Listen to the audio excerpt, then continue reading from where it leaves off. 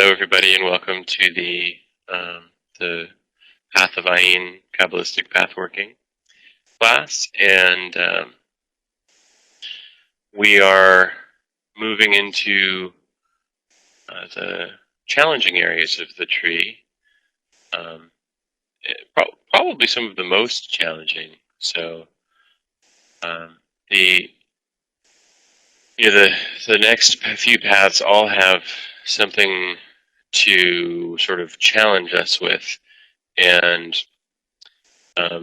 for some, I think that this next one, the Path of Ayin, will be the hardest, although someone was just saying earlier that the paths of Sheen and the paths of Pei were the hardest so far. So let's jump in. I'm going to take a look and see what people are writing along the board, because I'm seeing it dancing upwards. I think just hellos. So let's talk a little bit about the path of Pei and people's experiences with that path over the past couple of weeks. I know a couple of you have mentioned that you've begun working with the path of Ayin since it's been a while, so it's understandable to jump in a little ahead of the game. So Rendusa says, had a nightmare. It was a very hard path with the Mercury retrograde. And Pei, for Robin, Pei was much more balanced than the previous two for me. Okay. So Robin likes the drama, I guess. Alex's is, I really liked Pei, but it's difficult to fully let go. Sure, and I mentioned that in the previous class, that from here on in, what's asked of you is perhaps a little bit beyond what your capacity is to.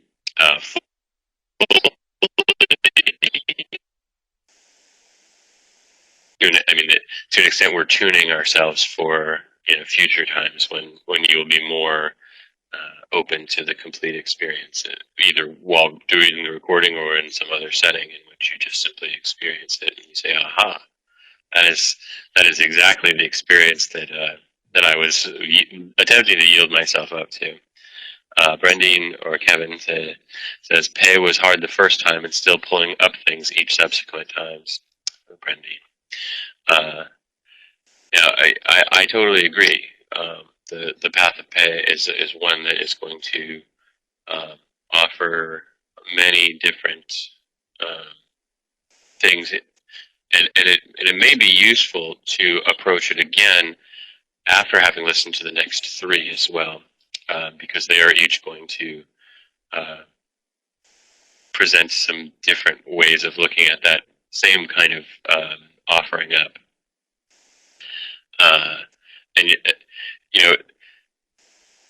The path of Pei is kind of a preliminary to opening up to the sort of basically the next path has to do with our moral structures, and then the path of Nun has to do with life and death itself. So these next paths are they're definitely pulling on your your comfort zone of your consciousness and jettisoning you forward. And so once you've listened to those, it may be useful to go back and listen to the path of Pei again and be more open to the transformations that are there.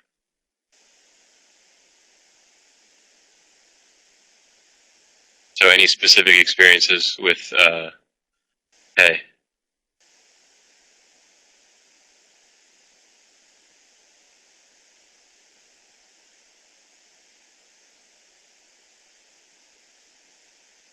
Robin mentions that letting go is currently focused in a lot of areas of her life.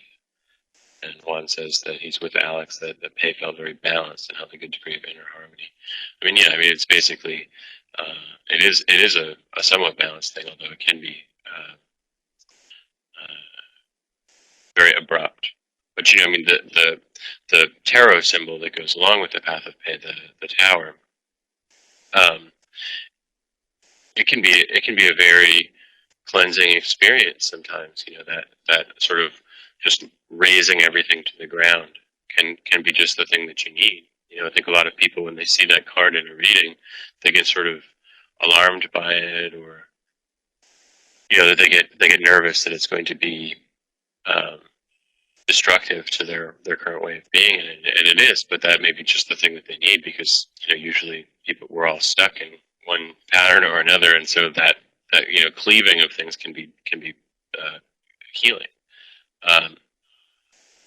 Kevin says that he's looking at more introspection and unconditional love. Brandusa says Mars War. Do you want to expand on that, Brandusa? Alex says, when the tower topples, I feel some release, but I have trouble fully feeling the liberation from intellectual grasp. Okay, Brandusa, you don't have to expand on that. Alex, yeah, I mean,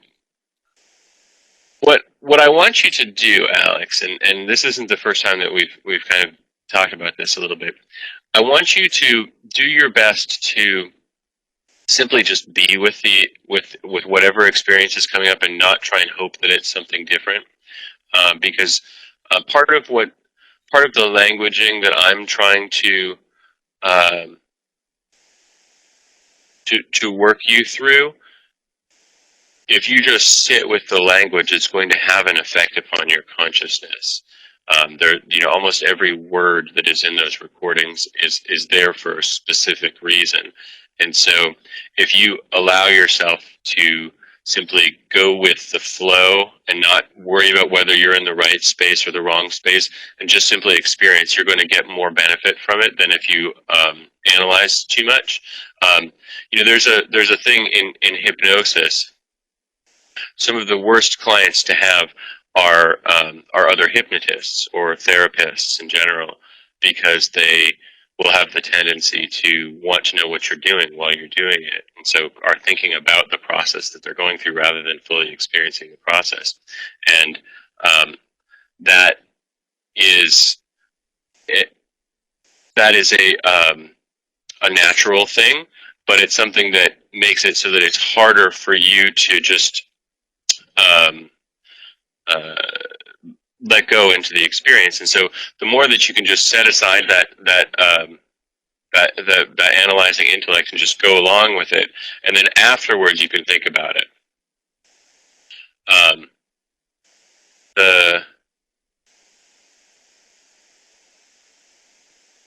I'm just looking over to see what people are saying here. Juan's talking about the image of the tower and how it freaks most people out until one looks deeper at the causes of the tower's destruction. Brandusa says, oops, I think to the fact that she's a hypnotist. Yeah, I mean, there's actually a lot of hypnotists and therapists of one form or another present in this group of people here. So okay, and so Alex says he's going to just try and let that happen. I mean, the thing is, like, we were discussing earlier the beliefs of the New Hermetics masters, and if you are attempting to enter into the space of one of those beliefs, trying to analyze whether it's true or not is going to take you away from it, whereas you can just simply embrace it and embody it for a time being as if it is completely true, and then later look back upon it and say, is this something that I think would be useful for my life, or is this something that I wouldn't help me?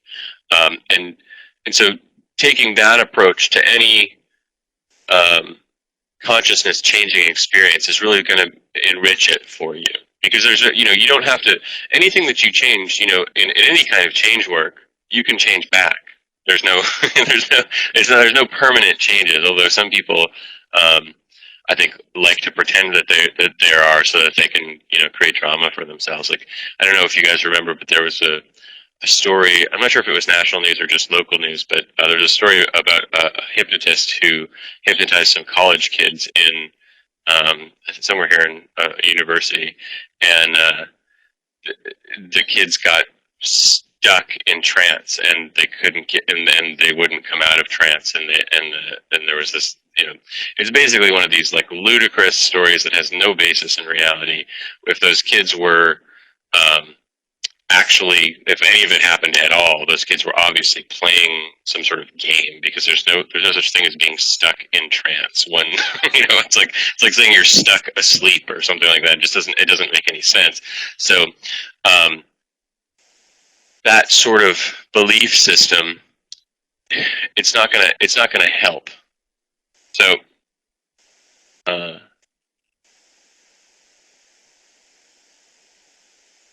so Robin says, as Jason mentions, afterwards think about it.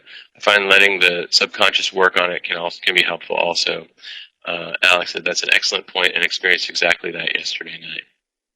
Okay, so more insights from the path of pay.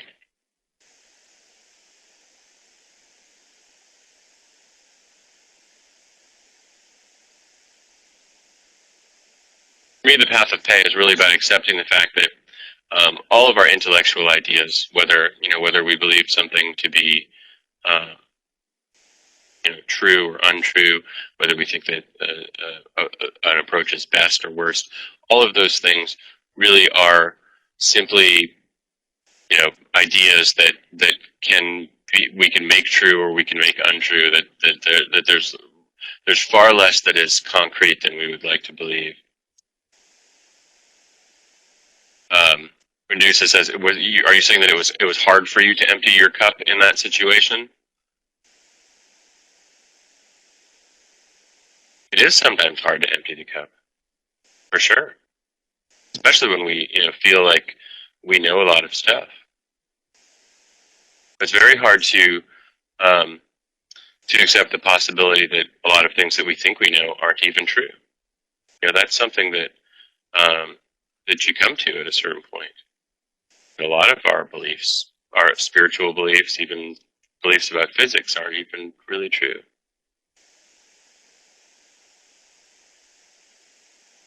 Juan says that he found at some point the light over his head took the shape of a triangle. Interesting. Does that mean something to you?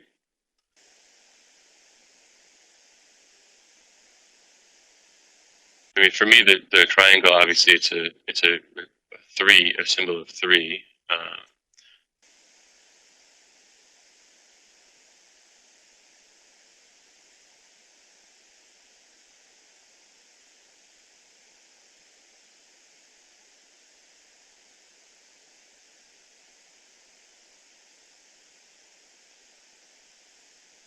Well, the triangle is a symbol, certainly of rigidity and strength, and so limitation in that sense, for sure. It's it's been used for a while now as a symbol, for restraining spirits and controlling things. Its root is in Saturn, which is associated with the number 3, and it represents kind of the limit, the furthest point that we can kind of go before we move more into the absolutely divine territory. But I think that the ideas of Trinity and the classical Father, Son, and Holy Ghost kind of is in there as well. So I guess a good segue for us moving towards the next path working, which is the path of Ayin, which it contains, out of all of these recordings, the most overtly religious, Western religious overtones in it, both describing, I think in fairly vivid terms, the medieval and Renaissance fantasy of the witches' Sabbath as a grotesque experience, and also some religious iconography from Christianity. And the reason behind that is largely because of the nature of the symbol itself, which has a very, the tarot symbol, I should say, that is associated with it, which has a very sort of Christian feeling to it. I think that people, the people who will be troubled by this the most, this particular path working, will be those who have a religious leaning towards Christianity, or a religious leaning towards witchcraft or Wicca, or who are sort of opposed to any kind of religious things. But for the average person, there may be there may be very little reaction to it in that regard. But when you say dogmatic, are you referring to Christianity?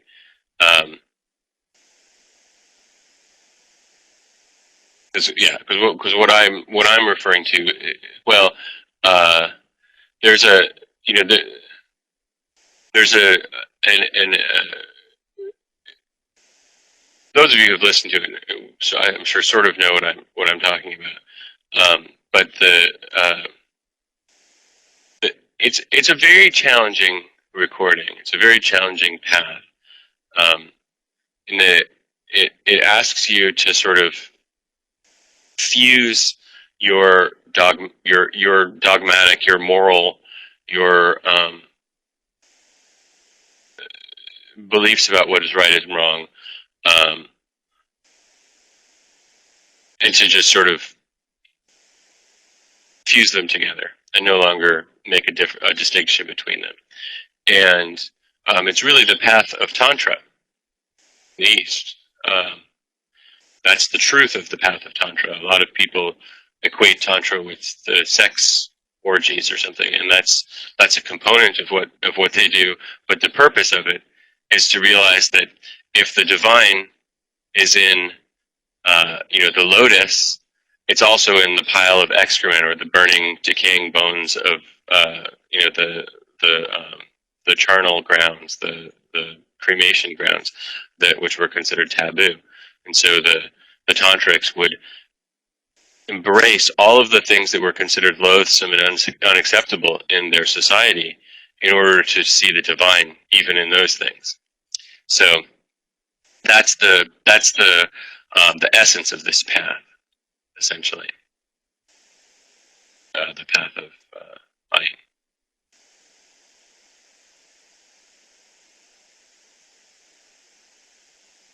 Personally, I find the recording to be quite moving. Find the entrance, into Tiphereth to be very moving. Juan, you asked an interesting question about the tree at the end there, and I didn't quite understand what you meant by your question. But there's a crucifixion part, and you do essentially you fuse with that.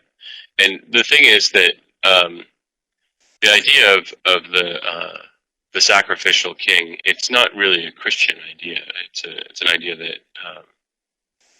goes back to earliest religious notions. I mean, we see it in ideas of the various grain gods that sacrifice themselves in order to feed the people, and the idea of Odin,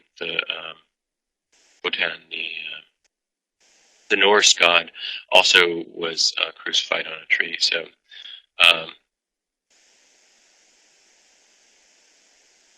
it is a shock. There's but again, this is what this area is about, is because it goes from basically a beautiful child transforming into a golden king. Well, I mean, maybe I'll let people experience it without me having gone over it if you haven't listened to it already. We'll leave that aside and let people have that experience for what it is. And it may be that the first time you listen to it, it's shocking and pulls you out, but eventually you can unite the pieces of it and actually move yourself into the state of fusion that's intended by it. You're welcome, Alex.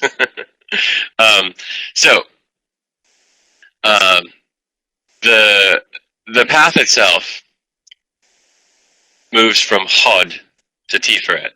So we're moving from the the sort of divine intellect, the divine order, the machinery of the universe, or the design of the universe into harmony, beauty, fusion, the sun, the the lesser countenance of God, the reflected countenance of the divine. So the path has to do with eliminating those things that stand between us and fusing with the universe, with all things, and connecting with everything. And so, on an intellectual level, and so from an intellectual level, it is what we think we are allowed to worship, or what we're allowed to consider to be divine, that we have to kind of let go of in order to move on. So that's really the essence of the path. And I'll show you guys some images now. I mean, obviously, the iconography of the devil. I wonder. I know I have a book that has a big. No, it's not an easy reach. There's a bunch of. But the witch's Sabbath as an idea is something that we've all seen pictures of. In various. The tarot image is somewhat related to it, but it usually has some interesting little components to it. This is the Rider-Waite version, which obviously it has sort of a traditional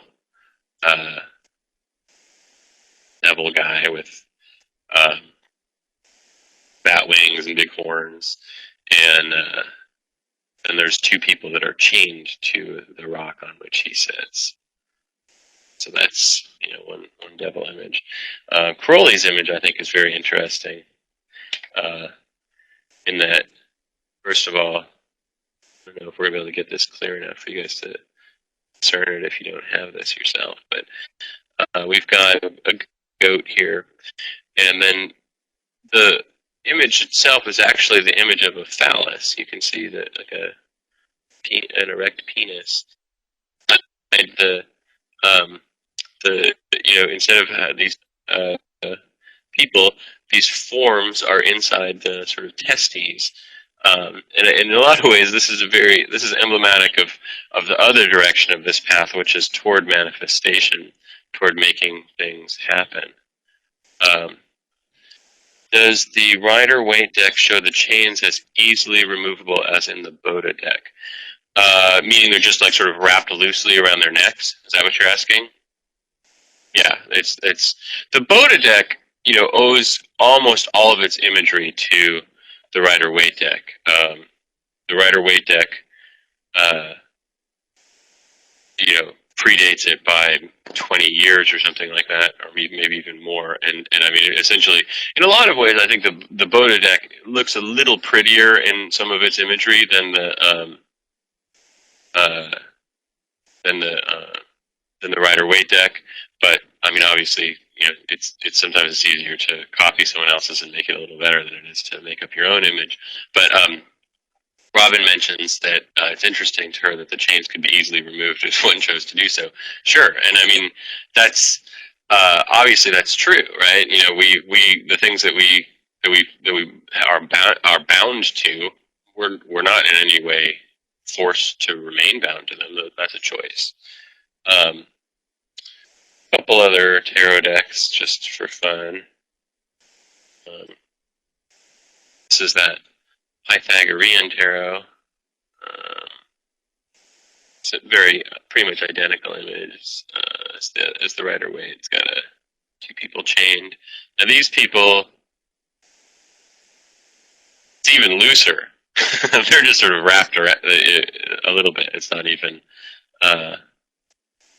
Slaves to our own images. That's exactly right. Hold on. Slaves to the notions that we've established as being what's acceptable and what's not acceptable, and so that's kind of what this path is about in some ways. This is kind of a cool one. It's from the Alchemical Tarot, and this image. This is a slightly more modern approach to it, but this image you actually see in some alchemical imagery. This devil with or the dragon with the two-headed person on it.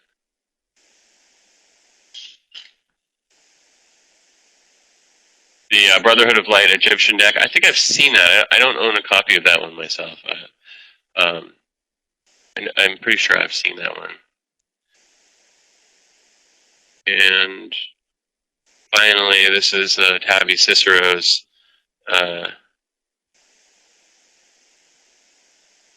Golden Dawn Tarot, which you can see has pretty similar imagery in it to the Rider-Waite deck, just slightly different. She's got the they are tied at the wrist to the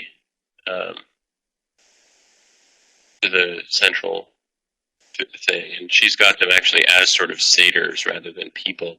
But also, interestingly, the thing that's actually tying them to, that they're tied to, is actually the Golden Dawn Malkuth symbol with the citrine, rust, slate, and black colored thing. For those of you who are familiar with Golden Dawn imagery, that's the traditional colors that they use for the Tree of Life, the Malkuth symbol. So, and basically the implication there is that they're enslaved to Malkuth, to the physical world.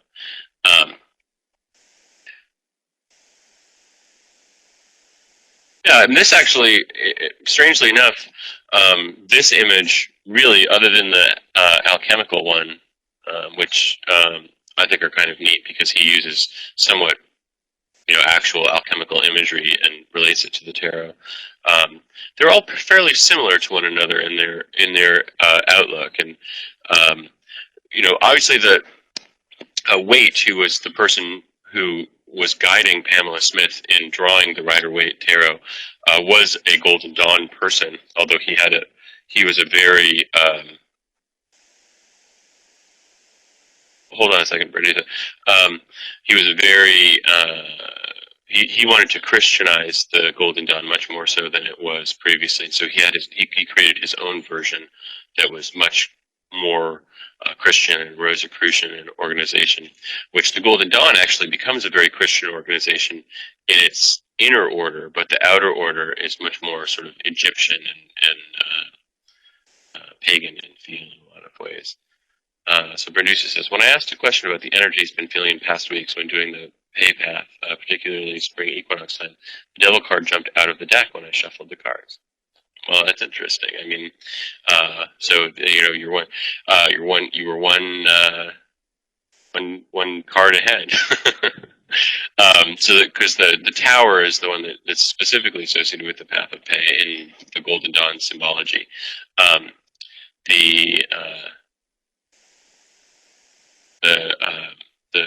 But the devil, for sure. I mean, what the devil is trying to do from a symbolic level is to keep us constrained in our dualistic thinking, in our sense that there's a war to be fought, that there's a struggle that must needs be battled out, rather than simply embracing everything. We need to separate out who the good guys are and the bad guys are, and have a war and all these sorts of things. That's his function, and so I mean he's working in the path of pay. Certainly the apocalyptic version that we did last week or over the last few weeks was certainly related to that dualism. So Robin says, do you suppose the alchemical deck may work on more on one subconsciously due to the alchemical symbolism?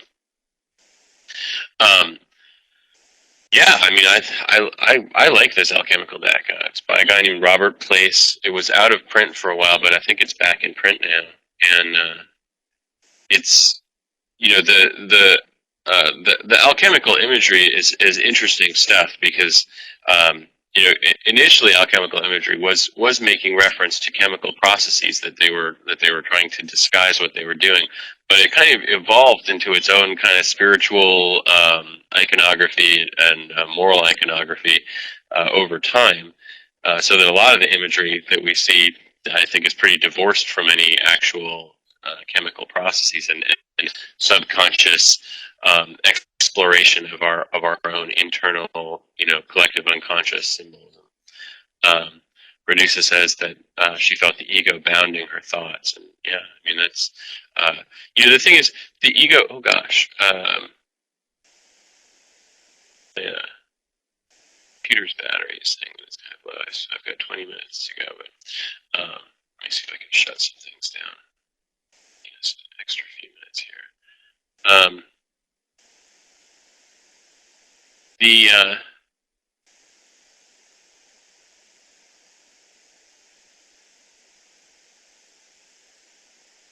The ego is something that we're always going to come back to while we're embodied. I mean, there's it's something that's going to be there. It doesn't need to be in charge. The controlling parts of it, the parts that want to make you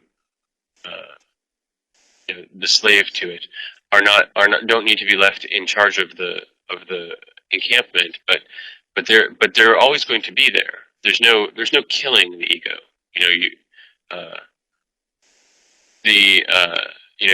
Even in your statement, Produce, you said, was like that. I felt the ego bounding my thoughts.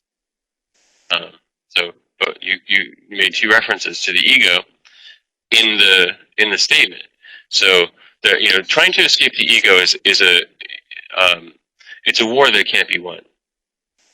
So it's integrate rather than trying to separate. That's the way to move forward. Robin says, if I suddenly disappear, she'll understand, or that you all will understand. Yeah, perhaps I will have completely transcended the ego, and my computer will shut off. Yeah, I mean, balance is important. As important is simply the realization that all that which you seek is in the ego as much as it's outside of the ego. There's no real battle to be fought.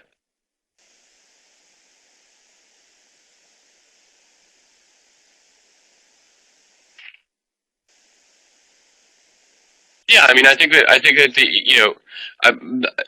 all parts of the self can be described in that same way. One, the subconscious, the superconscious, the desire part of your mind, the parts of your mind that are logical.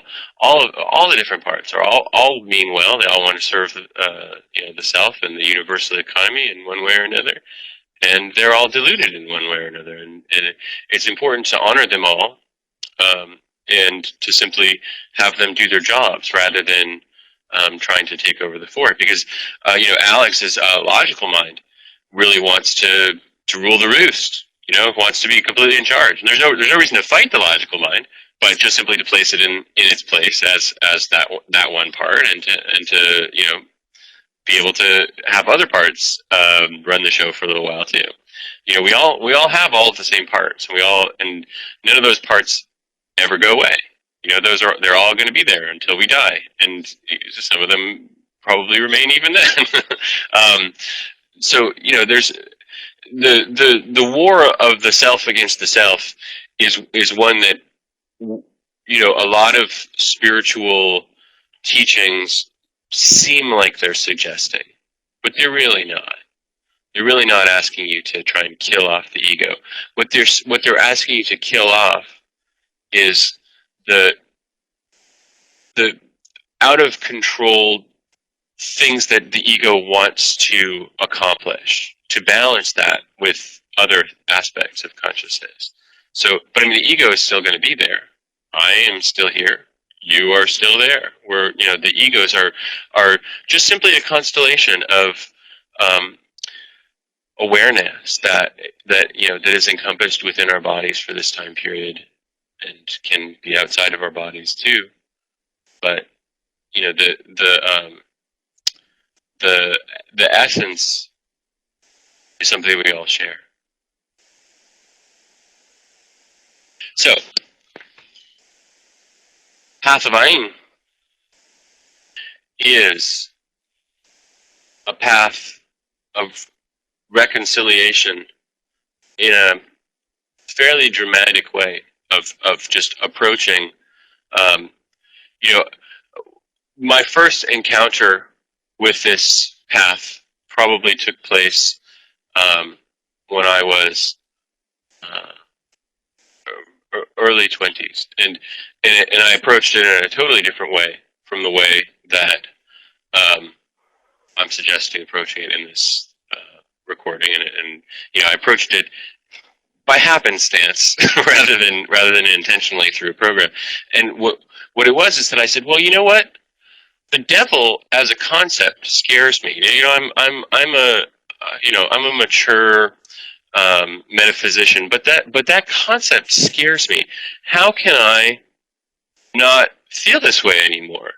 And so I began to sort of just call upon the devil and say, "Well, let's sit down together and meditate and see if we can, become, amicable."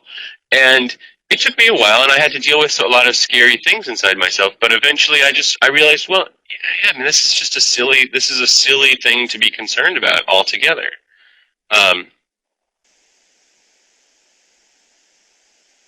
So Rendusa says, in the Egyptian deck, the devil card is called the Black Magician, Arcanum 14, representing the letter Semek, Saturn, color blue, tone G. In occult science, weather predicting in human form in the physical body, and nature, natural remedy, naturopathy, as mineral is lead. So there's some stuff in there that's not quite right. The devil is the card 15. That I can say for certain. Samek is some people might associate Samek with there's more than one way of approaching there's actually quite a few ways of approaching the assignment of Hebrew letters to the tarot. The way that we're doing it, as I mentioned it in an earlier one, is the way that the Golden Dawn approached it.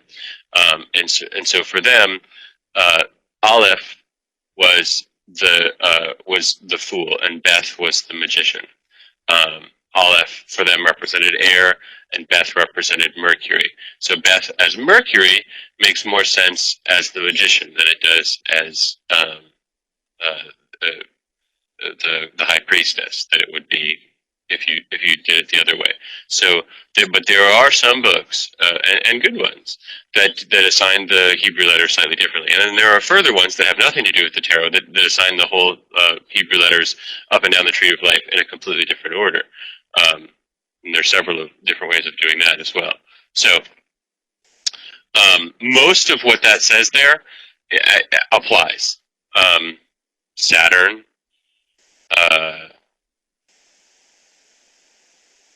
physical body, lead, those sorts of things do apply to the path. Some of the other stuff is shifted because of the difference in the Hebrew letters.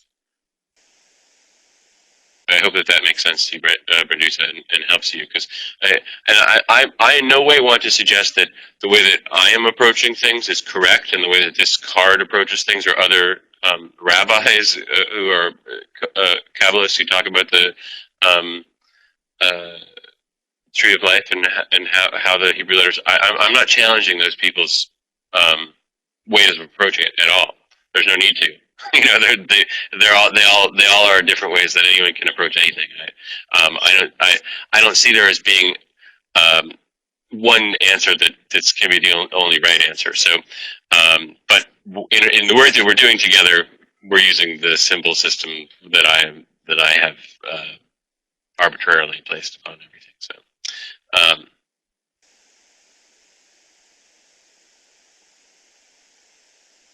So Bernusa says that the 15 was what she meant, right? Yeah, but the letter Samek is going to be the next path that we do after this one, and it's associated with temperance, or in some decks called the angel, and so we don't need to worry about it too much, though. Oddly enough, there were moments during the path of Ayin that reminded me of the pain into pleasure meditation from the NIH textbook. That there's definitely some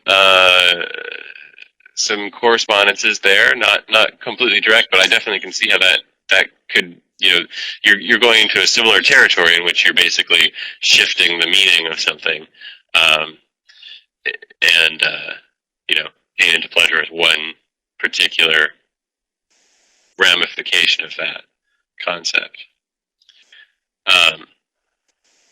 So I think that we should probably end early, since you guys are not being particularly questioning. And it looks like the battery on my computer is running down quickly for some reason. I don't know why. Maybe it's the warmer weather or something that we're experiencing now. But so I want to ask final questions before we move off into which, if you feel alarmed by what you experience, that's a place to work. If you feel like it's ridiculous and you laugh at it, that's a place to work. So just approach it for what it is and experience what you experience from it. Any questions? No questions. Oh, I'm getting critical battery. So you guys, I love you all, and I will see you in 2 weeks.